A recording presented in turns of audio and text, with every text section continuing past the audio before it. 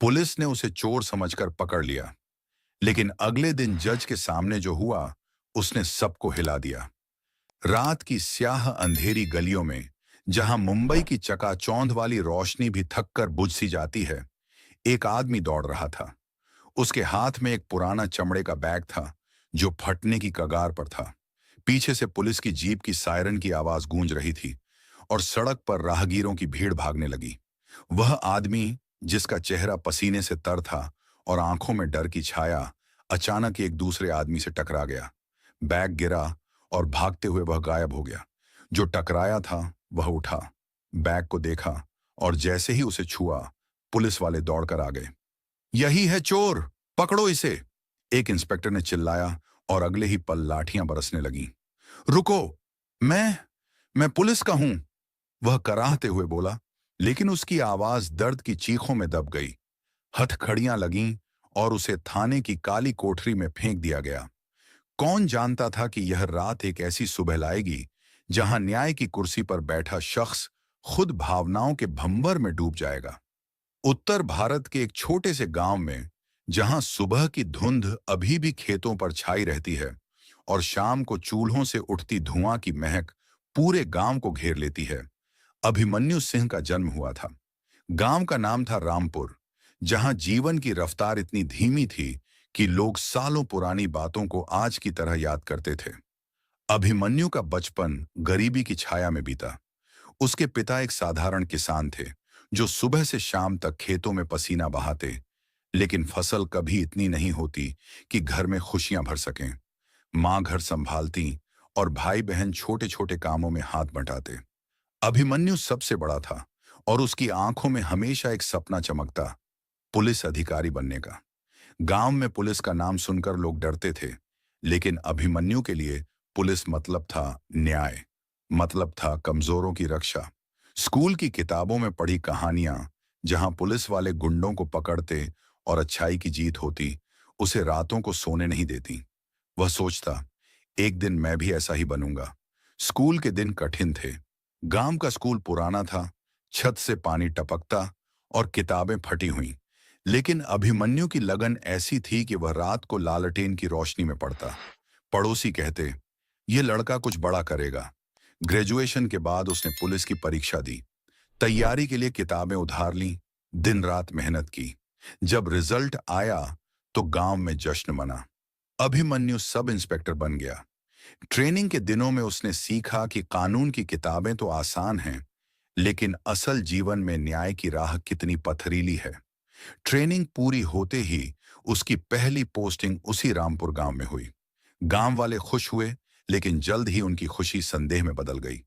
अभिमन्यु काम में सख्त था, चौड़े कंधे, तेज निगाहें और सीधी रीढ़। वह देखने में ही एक ईमानदार पुलिस वाले जैसा लगता। लेकिन गांव में अपराध की जड़ें गहरी थीं। स्थानीय नेता, जो चुनाव जीतने के लिए गुंडों का सहारा लेते, और छोटे मोटे चोर उचक्के, जो रात को घरों में सेंध लगाते। अभिमन्यु ने आते ही कार्रवाई शुरू की। रोज किसी न किसी को पकड़ता, थाने लाता और जेल भेजता। लोग कहने लगे, यह रिश्वतखोर है, सिर्फ दिखावा करता है। सच तो यह था कि अभिमन्यु ने कभी एक पैसा नहीं लिया। उसके लिए फर्ज सबसे ऊपर था। लेकिन गांव की जुबान पर अफवाहें फैल गईं। देखना, यह भी नेताओं का चमचा है, लोग फुसफुसाते। अभिमन्यु सुनता, लेकिन चुप रहता।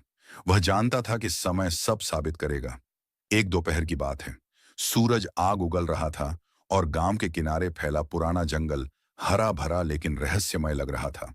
जंगल में लकड़हार कभी कभी जाते, लेकिन दिन ढलते ही वहां सन्नाटा छा जाता। अभिमन्यु गश्त पर था, अपनी मोटरसाइकिल पर धीरे धीरे चलते हुए। अचानक दूर से चीखें सुनाई दी। दिल धड़का और वह दौड़ पड़ा। जंगल की पगडंडी पर पहुंचा तो नजारा देखकर खून खौल उठा। तीन दबंग गुंडे, जिनके चेहरे पर क्रूरता थी, एक युवती को घसीटते हुए ले जा रहे थे। युवती की उम्र 20 के आसपास, आंखों में भय की ऐसी छाया कि देखकर किसी का भी दिल पसीज जाए। वह चीख रही थी, बचाओ, छोड़ो मुझे! लेकिन गुंडे हंसते हुए उसे और अंदर ले जा रहे थे।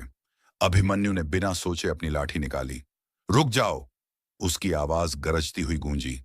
गुंडे मुड़े और देखा एक पुलिस वाला, लेकिन वे तीन थे और वह अकेला। फिर भी अभिमन्यु टूट पड़ा। लाठी की पहली चोट एक गुंडे की पीठ पर पड़ी, वह कराह कर गिरा। दूसरा हमला करने आया, लेकिन अभिमन्यु ने घुमाकर उसके पैर पर मारा। तीसरा भागने लगा, लेकिन अभिमन्यु ने दौड़कर पकड़ा और जमीन पर पटक दिया। कुछ मिनटों में तीनों जमीन पर पड़े कराह रहे थे। युवती कांप रही थी, उसके कपड़े फटे हुए, चेहरे पर खरोंचे। अभिमन्यु ने अपनी जैकेट उतारी और उसे ओढ़ाई। डरो मत बहन, अब सुरक्षित हो, उसने धीरे से कहा। युवती रोने लगी, लेकिन उसकी आंखों में कृतज्ञता थी। अभिमन्यु ने गुंडों को बांधा और थाने ले गया। युवती को भी साथ ले गया, जहां उसने बयान दिया। पता चला वह गांव के बाहर से आई थी, रिश्तेदार से मिलने, और रास्ते में इन गुंडों ने घेर लिया। शाम को थाने के बाहर एक काली चमचमाती कार रुकी। बाहर निकले एक अधेड़ उम्र के शख्स, साफ सुथरे कपड़ों में, चेहरे पर गंभीरता। उनके साथ वही युवती थी, अब थोड़ी संभली हुई। वह शख्स थे राघव प्रताप सिंह, इलाके के मशहूर वकील, जो अब जज बन चुके थे, लेकिन उस समय वकील ही थे। वे ईमानदारी के लिए जाने जाते थे, कभी झूठे केस नहीं लड़ते। राघव ने अभिमन्यु के पास आकर कहा, बेटा, आज तुमने मेरी बेटी की इज्जत बचाई है। यह एहसान मैं जीवन भर नहीं भूलूंगा। अभिमन्यु ने मुस्कुराकर कहा, अंकल, यह तो मेरा फर्ज था। पुलिस हूं, रक्षा करना मेरा काम है। राघव की आंखें नम हो गईं। उन्होंने अभिमन्यु को गले लगाया और गांव में यह खबर फैल गई। अब लोग अभिमन्यु को अलग नजरों से देखने लगे। वह रिश्वतखोर नहीं, सच्चा इंसान है, लोग कहने लगे। गुंडों को सजा हुई और गांव में शांति छा गई। लेकिन अच्छाई हमेशा दुश्मन बनाती है। स्थानीय नेता, जिनके गुंडे पकड़े गए थे, अभिमन्यु से चिढ़ गए। उन्होंने ऊपर के अधिकारियों से शिकायत की, अफवाहें फैलाईं। कुछ महीनों बाद अभिमन्यु का ट्रांसफर मुंबई कर दिया गया। गांव वाले दुखी हुए, लेकिन अभिमन्यु ने कहा, फर्ज कहीं भी निभाना है। वह मुंबई चला गया, जहां जीवन की रफ्तार तेज थी और अपराध की दुनिया और गहरी। मुंबई पहुंचकर अभिमन्यु ने एक छोटे से कमरे में रहना शुरू किया। शहर की ऊंची इमारतें, ट्रैफिक की भीड़ और रात की चकाचौंध, सब कुछ नया था। वह ड्यूटी पर जाता, लेकिन यहां पुलिस का काम अलग था। भ्रष्टाचार की जड़ें इतनी गहरी कि ईमानदार अधिकारी अकेले पड़ जाते। अभिमन्यु ने कोशिश की, छोटे छोटे केस सुलझाए, लेकिन साथ ही पुलिस वाले उसे अजीब नजरों से देखते। ये गांव वाला है, शहर की हवा लगेगी तो बदल जाएगा, वे हंसते। लेकिन अभिमन्यु नहीं बदला। वह रोज गश्त करता, लोगों की मदद करता। एक दिन बाजार के इलाके से गुजर रहा था। बाजार में भीड़ थी, दुकानदार चिल्ला रहे थे और लोग खरीदारी में व्यस्त। अचानक सामने से एक आदमी दौड़ता हुआ आया, हाथ में बैग। वह अभिमन्यु से टकराया, बैग गिरा और भाग गया। अभिमन्यु ने बैग उठाया, देखा तो अंदर जेवरात और पैसे।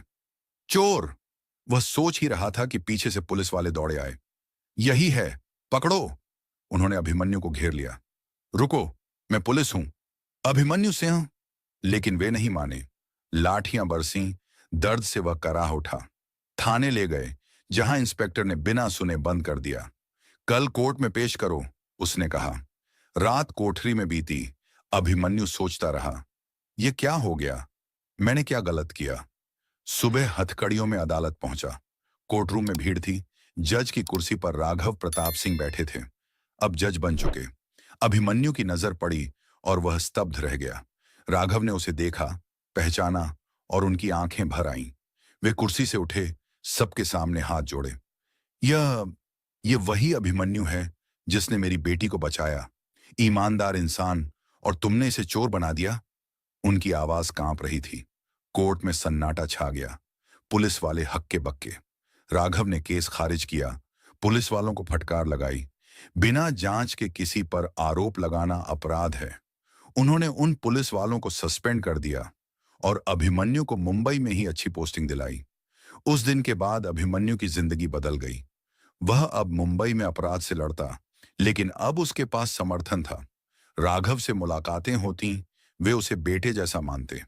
अभिमन्यु की मुलाकात काव्या शर्मा से हुई, एक सामाजिक कार्यकर्ता। काव्या निडर थी, दयालु और समाज के लिए लड़ती। वह महिलाओं की सुरक्षा के लिए अभियान चलाती, गरीब बच्चों को पढ़ाती। पहली मुलाकात एक अभियान में हुई, जहां अभिमन्यु मदद करने आया। आप पुलिस वाले होकर भी इतने संवेदनशील? काव्या ने पूछा। अभिमन्यु हंसा। पुलिस इंसान भी है। धीरे धीरे दोस्ती हुई, फिर प्यार। वे साथ काम करते, पीड़ितों की मदद करते। काव्या की जिंदगी भी संघर्ष भरी थी। बचपन में पिता खो दिया, मां ने मजदूरी करके पढ़ाया। वह कहती, जिंदगी ने सिखाया कि लड़ना जरूरी है। दोनों की शादी हुई, सादगी से। अब वे मिलकर काम करते, समाज को बदलने की कोशिश में।